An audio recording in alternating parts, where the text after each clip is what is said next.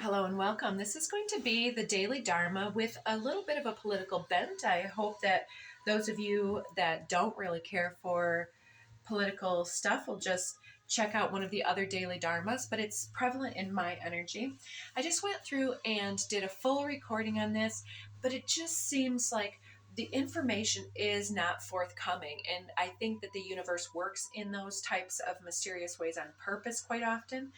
But what we're basically having here is that there's some type of remembrance, something that is connecting the dots, something from an earlier time.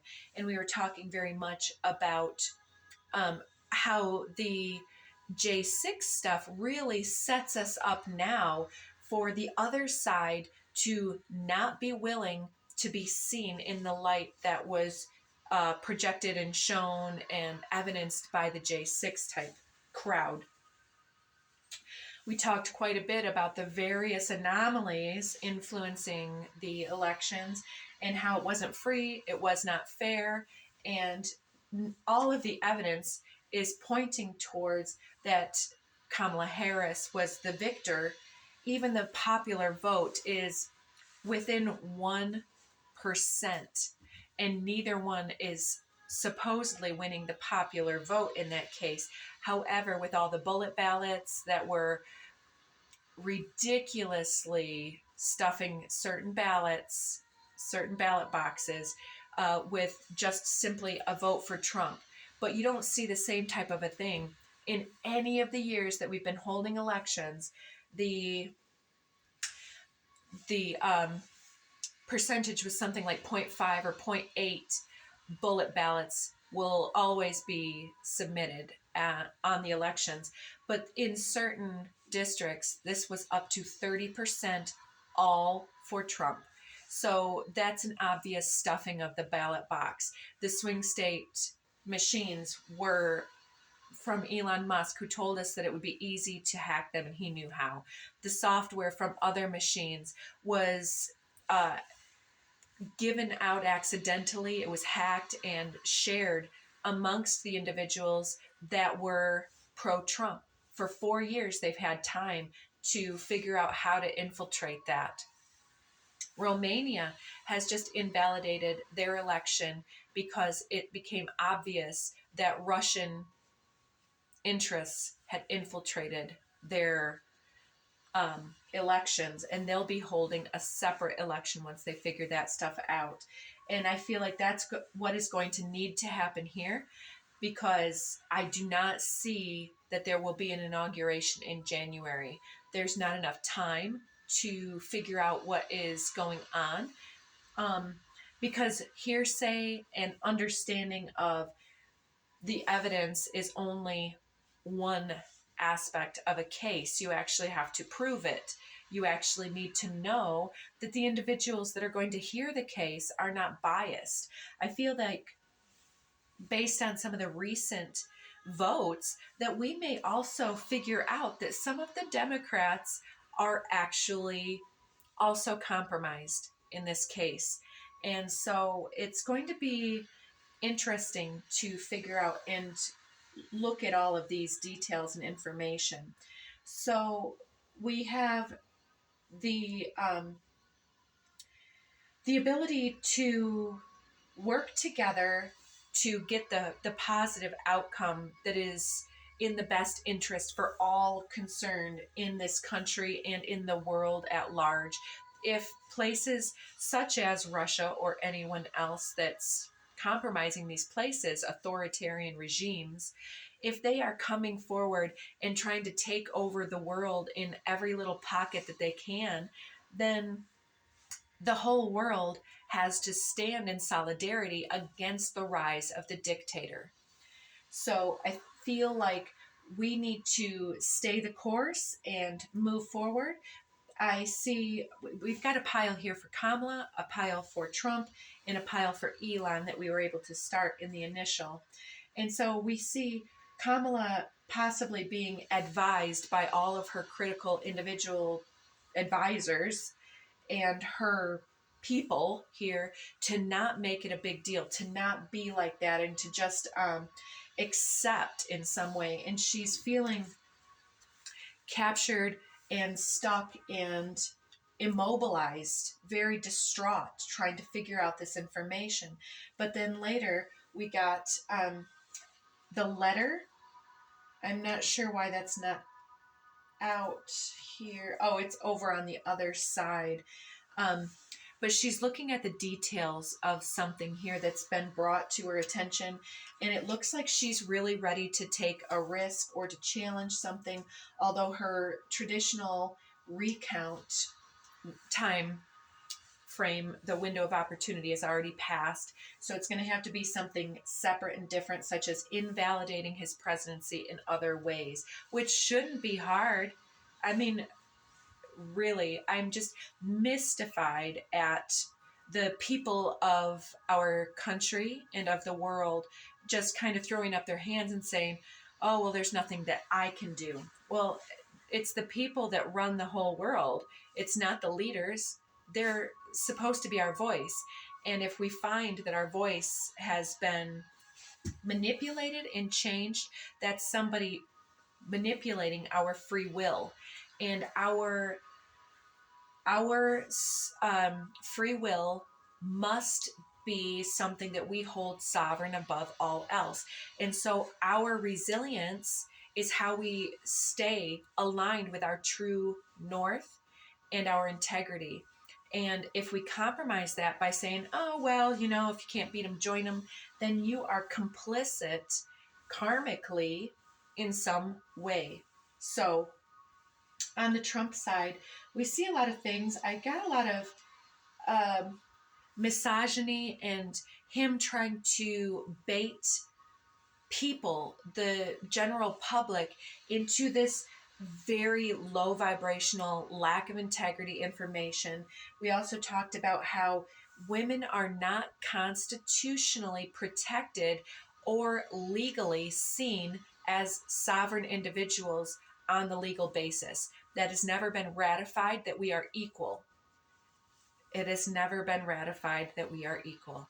It is not constitutional that women are equal in this world. These are the things that they want to play on because they've found every loophole. And to all of the masculines out there, I would say that based on my algorithms, I have more masculine viewers than feminine viewers, which is kind of shocking to me every time I see that.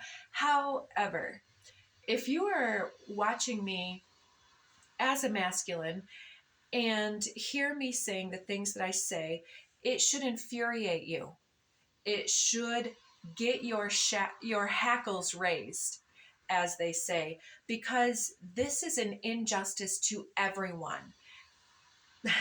And I'm not going to go on my tangent any further than that, because the thing that I often say is that when we discover racism, the people that are at the receiving end can tell us how unjust it is until they're blue in the face. It is for the people that hold the privilege to speak out against it and say, no, I'm not better than you, and you are not better than me. And the same thing holds true for the feminine. If you want to ever date again, if you ever want to hold your head high and to be able to look at yourself in the mirror, how can you do that at another's expense? And I'm not trying to say that men are wrong. I'm trying to impress upon my viewership in any way possible that the men are the ones that need to stand up against misogyny in the gym locker rooms, in your bro time, with your friends and colleagues, and many of you do. And for those, we see you.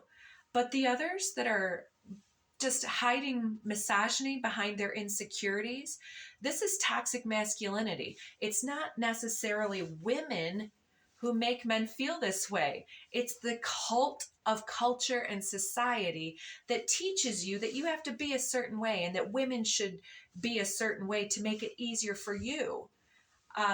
Again, tangent. Check mark. Got that figured out. So let's get back to the candidates here. We've got these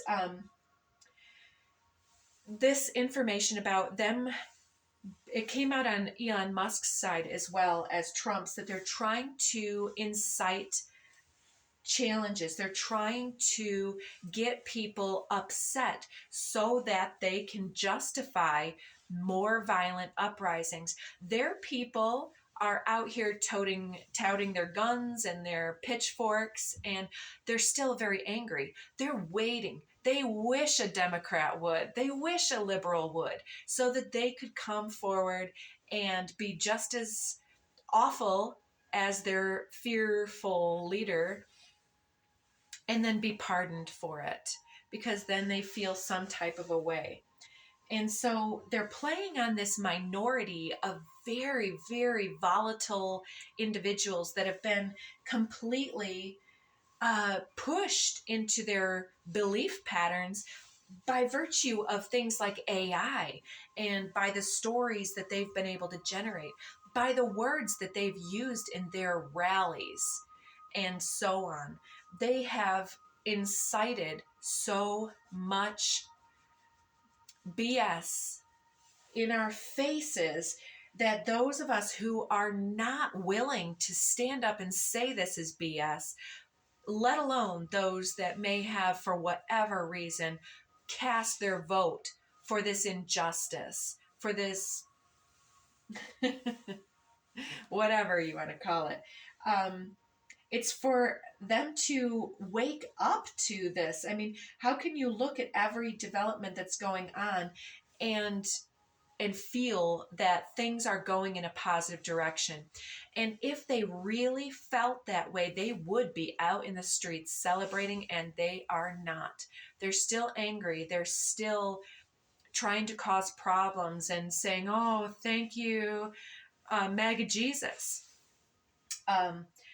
So here in the Elon Musk side, we have this mask, we have this harvest happening, but we also have the mice, the labyrinth, and the dog coming out together. So it talks about having some pests in and amongst the home space, and how we stay loyal to our beliefs, to our integrity, and so on, and demand that the one that got the center of the labyrinth, the one that actually won, that we have to continue to search, that we have to continue to believe and to put our faith in that good direction. And finalizing his, we have the fox trying to get into the chicken coop, sneaking around, and the garden.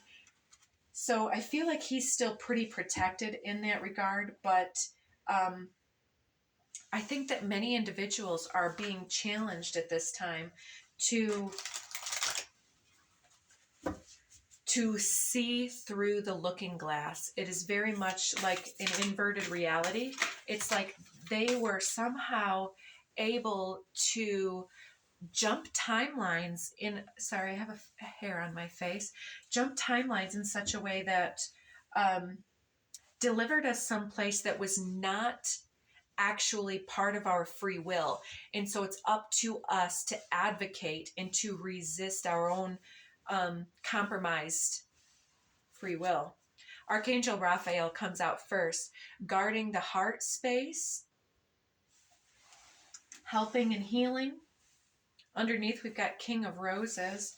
I feel like there are many masculines that are on board with this loving energy coming forward. I'm seeing this Archangel Raphael is the 8, and I'm seeing this master number 44. Usually you wouldn't reduce that, but that's an 8. And so I'm not sure what that has to do with anything. And then we have 19, reflection. Exactly. So the heart space is asking us to look at our reflection in the mirror and how we handle ourselves. Even if we feel like we're on the right side, we need to do that with integrity. We need to, instead of complaining and pointing fingers and giggling behind our hands or on loudspeaker, on blast at other people and how they're having some negative karma. I think that that's also us enjoying people getting served karma, which pettiness has its time and space, does it not? But we need to look in the mirror and say, well, what does that accomplish? What does that help at the end of the day? That just polarizes those people more so into the cult of their leadership. And it's time for us to figure out how we can utilize our collective voice to demand that justice be served. And it is only due diligence to demand, after they were able to bring 60 cases with zero evidence, nothing coming forward, and then now having all of this evidence very much in front of the public, that no one is demanding due diligence, it's an injustice. And we, the people, need to understand that. Seven of Keys, Seven of Pentacles, the Ascent. This is about waiting for one's harvest to come through. And also not sliding down to the bottom of the hill in some type of losing or low character, low vibe, or there are so many ways it could evidence in our lives, but to utilize the gifts that are actually authentically ours, because when we align with our integrity and our truth and our belief in the justice system, then we can and we will, because as you know, when you fight, you win. So very interesting. All right, let's get some Akashic cards on Kamala Harris. What can we know about Kamala Harris in her situation? We're getting the Ace of Roses, and it did look like that Ace of Cups came out in reverse. But this is a soul contract here on the table. And I think that with this, I think that she's getting herself back in alignment with her true north in this way, looking at the truths and details and committing herself to what she set out to accomplish. She feels like she's let the public down because she held the vision, and now she's just dragging her feet, as most people are seeing her do. And so I feel like she's on the fence, but she's ready to sign her name to something and say, yes, I am bringing forward something that needs to be looked at. I do believe that the burden of monetary investment is required. Something like $250,000 is sticking out in my head from all of the information I've taken and from other people, not verified. Correct me in the comments if you know. For whatever reason, I believe that it's something like that amount of money required to challenge these things. And so why does she have to pay this? My question is, if it was not free, if it was not fair, if we can see that there was problems, why does she have to have the burden to pay for that?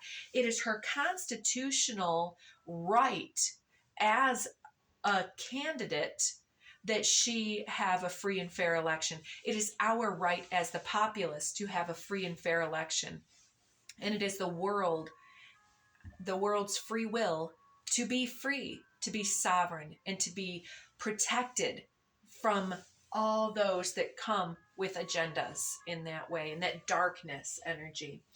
Let's get something for Trump. I keep feeling that he is losing vitality. I told somebody recently that I went back. I saw a clip of him in 2016, and I had been so dumbed down by his BS rhetoric in all of this time that I didn't see the decline. But if you go back and look at him in 2016 compared to now, you could almost see how the people and how they've gotten lower right alongside him, how they might have been snowed by his smooth talking salesman mentality at the beginning of his political aspirations. But now looking at it, if you look at that, there is so much decline. And he just kind of is like, kind of has his little faces, and he's just kind of like, he doesn't care about governance. He doesn't care about laws. He cares about retribution. He cares about merchandising. He cares about grifting. He cares about elevating himself by stepping on other individuals' sovereignty. He cares about completely annihilating all the minorities and women to gain some type of control. We can see this evidenced. The card that popped out for him is this Four of Forces, which talks about some type of sovereignty. But here we have spring and autumn. So this just happened in the autumn, and there's going to be something developing by the springtime in regards to his health, most likely, since I brought that up. So we have Archangel Michael. He is the patron, or maybe I'm saying that wrong. He is the archangel that cares for and watches over and protects the children. And as we can see on this side, that is not what Trump stands for. He intentionally became the host of a beauty pageant so that he could bust in on the teenage, preteen girls to watch them change. So, yeah, there's so much coming forward. And if you think that I'm upset about this and that I'm using this to air my grievances, you're only half right. I'm pissed.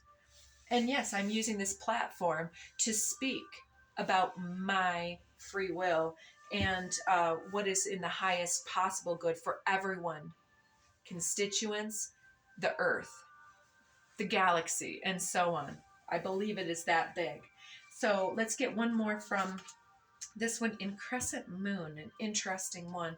Looks like he's crafting something by moonlight, which talks about, doing it under the cloak of night, perhaps. And it kind of looks like all of the merchandise that he's developing. It's like, how is he spending his time? He claimed that he was going to, day one, I'm going to do this. I'm going to fix this. I'm going to fix that. But in all actuality, the only thing that he is actually spending time on is being a salesman, a snake oil salesman. And everything that he sells is so ridiculously expensive. He's utilizing his loyal base to just completely displace and pull all of their money because he has none of his own.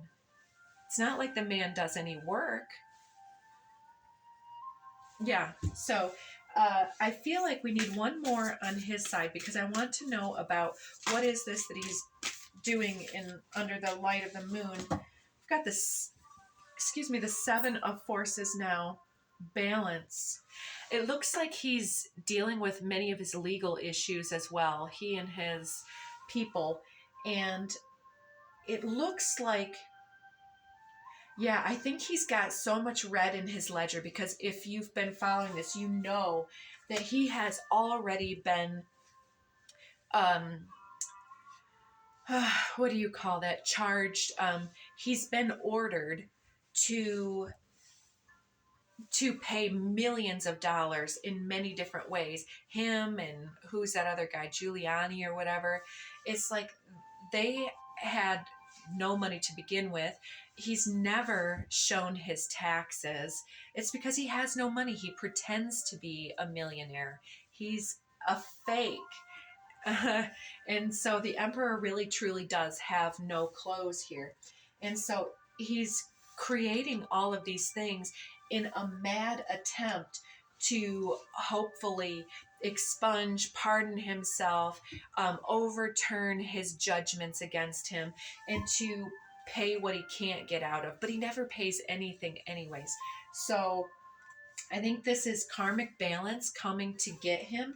And I think that he kind of, on some level, because he's at the end of his life and because he's made so many promises to get where he is right now with powerful individuals such as what's his face overseas here, that people are calling him to task. They're asking him to pay up. Eight of Roses now, Sangha, community underneath the deck. With the Queen of Roses. I think he's really trying to block the ability for the papers from Jack Smith to be let out. So I don't know if he's trying to get at the judge that's making that judgment and pleading a case for why this wouldn't be good for the community to see. But I think that we're going to see that nonetheless. So let's look at Elon Musk next. How is Elon Musk coming into this? Okay, that's a little bit too much, but we've got the bird's nest underneath. So it seems like he's in some type of elevated position where he's scrutinizing something. And I feel like this is his being in charge of X, Truth Social, whatever you call it nowadays, and how he has utilized those AI type things to influence the people that he can, and also to oversee and bury the information that would be coming out there and elevate the stuff that's going to create more animosity. So we've got the architect coming through with Archangel Gabriel and the Muse.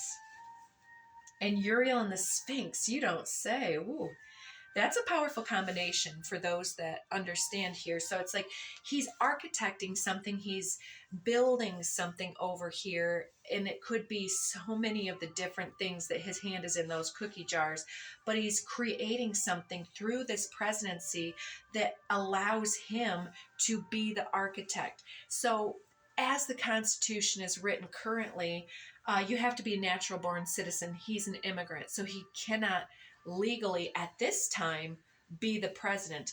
But with the corruption that we've seen, is he angling to get some type of different law on the books? But so whatever he is doing here and trying to do with Archangel Gabriel, the angels are bringing this information to the forefront. They're exposing the blueprints, the plans. I'm going to get that Lemuria deck out. And then the Muse. It's like someone here is able to hear. I feel like I keep hearing, I don't remember her name, but I know I've shared her information about on the community page about Connect the Dots. She's an individual who talks about the dreaming women getting the messages from beyond. And then here we have Uriel and the Sphinx talking about the earth speaking to us, the cosmos speaking to us and through us in some types of riddles. Sometimes those riddles are, why does this have to happen? Why was it important for this individual to step forward? And it's all going to be revealed. There's some type of different level of disclosure that's about to come through. And precisely with this Sphinx energy, it brings us back to all of the ancient occult information and wisdom. And as some of you have already heard me talking, it brings in aliens, because the Sphinx is known to some people that have done their research here as one of the potential faces of God. It's like the lion's body and the human's face, and it's larger than life. And I know I'm getting into some beyond certain people's comfort zones with these things, but even my daughter thinks I'm a little off when I bring forward things like, there have been so many things that have been discovered archaeologically and so on that suggest things that don't agree with his story. And this historical referencing of what we should believe about all things, whether it's the Bible or culture or whatever. They want to show us the mythology where Zeus is the great rapist, but he's also the great benefic. Isn't that lovely? That our rapist would be so beautiful and benefic and give us so many gifts. Isn't that nice? So if you look at the information coming to pass, I'm getting buzzing in my left ear. There have been bones. There have been different types of things that have been forged in such a way that we still don't understand how they could have been forged. It's through a process that we no longer understand, or that we don't have the proper resources in combination alchemically to produce these results. And so there's something coming in about ancient information being disclosed here. Now we have the King of Scrolls. It's like he has all of his information here. He's of two worlds. Many people think that he's like some kind of AI or some kind of reptilian or something like that. Who am I to say? I don't know enough about the situation, but he definitely seems to be something beyond what we're ready to understand as a people collectively. Here we have the Oracle of Delphi. There's that dreaming woman speaking from her platform, and the masculine here is taking notes about that. And so for those of us that are speaking out, maybe we do need to speak in more of a code, but I want to just say what I say and see what happens. So here we have caught in the ruins. I think he's caught up in something, and he's about to be investigated and figured out for what he's done. And here we have the scribe. Interesting. So the scribe, somebody who has taken some type of dictation or done some type of research from the information that's coming through in all of the various dreaming individuals. There are also men that do this as well, but it's primarily women and those that have been marginalized and so on. So let's see if we have anything further. Oh, I was going to get the Lemurian deck. Something's up in the air. Reclaim your energy. Don't be distraught. Be empowered. Stand in your truth and integrity. And however calmly, gently, and subdued you may speak your message, it's important to say that we do or do not believe in something, because even if no one hears us standing in that energy of alignment with ourself is going to assist us in making it through the other side of the looking glass. So any final thoughts from universe as we close out? We'll take that one. So we've got solar plexus chakra, radiant illumination. It's time to stand up and be seen. It's time to turn the light on and stand in solidarity with somebody. If you believe, then so be it. Fire, Solaris Sublime. That's the fired up solar plexus. It is the radiant solar energy. Underneath we've got earth, nurture, nature. I think that telepathically and otherwise, we are being witnessed by ourselves, by our neighbors, and by perhaps our galactic neighbors. And we have to be sovereign. We have to do it ourselves. It's up to us to stand in our fire and wisdom to make this difference. So stand in your truth and integrity. Here we've got the tall ones, this dragonfly collective type thing, dragons and dragonflies. And anything else?